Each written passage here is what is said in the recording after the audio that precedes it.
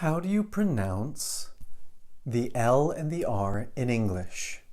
And the answer is with your ear. Okay, so we're going to talk about that for a little bit.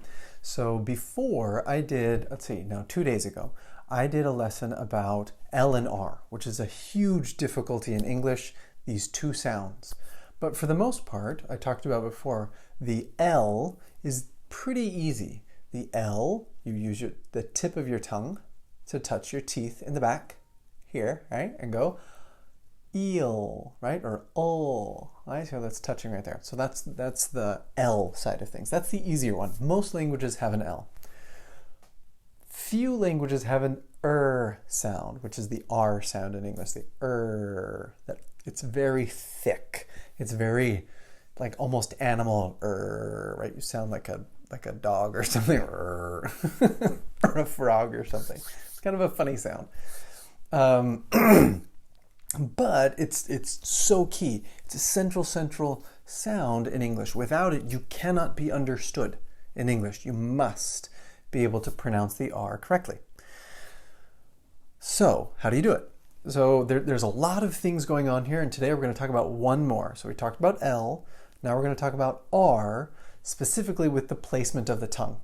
So what a lot of people don't know about the English R is that there are actually two English R's.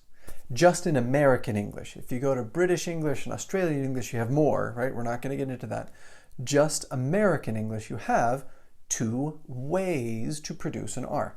So we are not going to get into the details right now, do that in a future lesson, but there's two different ways to do it.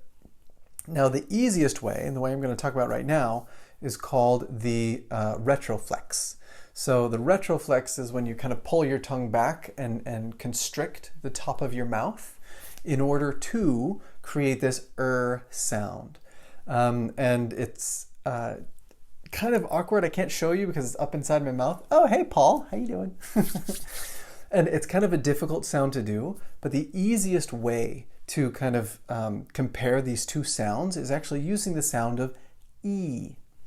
Now, if you say E, this vowel sound, every language has the sound of E. Every language I know, anyway, has E in it. Make that sound and feel inside of your mouth, right? Where is your tongue, right? Is it to the side? Is it to the bottom? Where is it, right? And if you can feel that, right, it's inside, it's very, very tight and kind of bunched and firm and way up at the top of your mouth, like pushing at the top of your mouth. So I say E, right? It's very strong up there at the top. The sound of an R is almost the same, with one difference, that it's just a little bit farther back. Okay?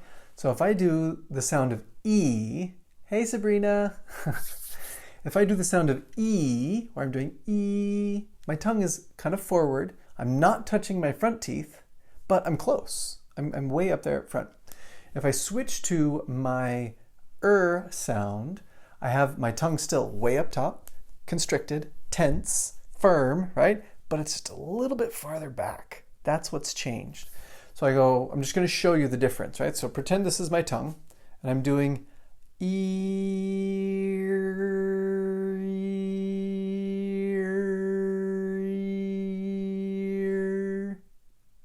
okay? And I was kind of singing there to you guys, but I'm hoping that you can hear that, right?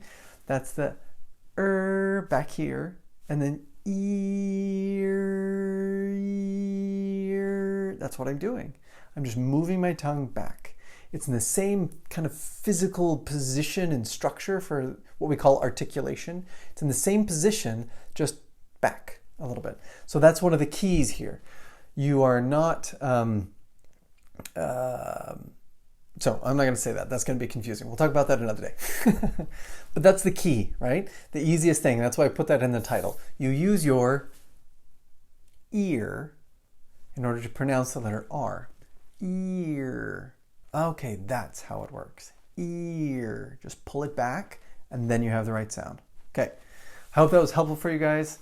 That has helped a lot of my students. I remember teaching this to a group of Asian students, and they were like, wow, this is so cool. We finally get it. It was awesome. So I hope that was helpful for you guys as well.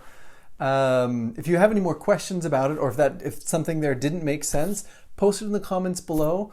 If you have any other questions about something else, some other pronunciation or grammar or writing or whatever that you want to ask about, go ahead and post that in the comments as well. And I will get back to you guys another day. Thank you. Have a good night. Bye.